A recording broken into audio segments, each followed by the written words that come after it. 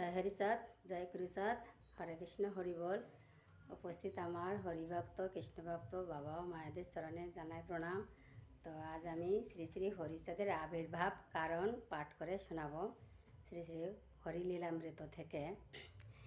ত্রেতা যুগে সূর্য বংশে আগে বিষ্ণু চতুরংশে হল দশরথের নন্দন।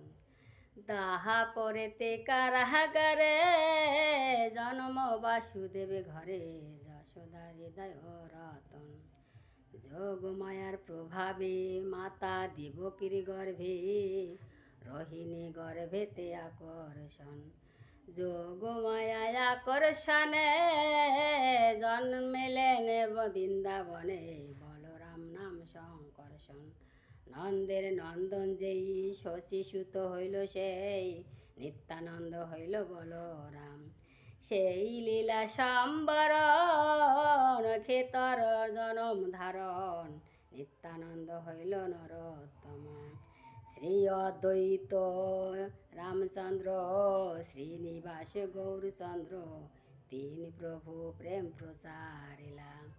যে জনে অবতার পশ্চাতে করি প্রচার ওরা কান্দে কৈলাসে শিলা। যস্য পুত্র যাহা নাম যথা হলো জন্মধাম করিলাম লিখিতে আশায়।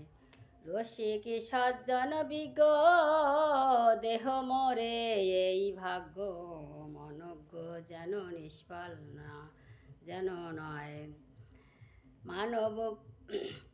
মানব কুলে আসিয়ে যশমন্ত সুত হয়ে জন্ম সাফলা নগরী প্রসারিল গূঢ়গম্ব সূক্ষ্ম সনাতন ধর্ম জানাইল এ জগৎ পরি। জয় হরি বল। এখানে রাখছি, বলতে মানজনা করবেন।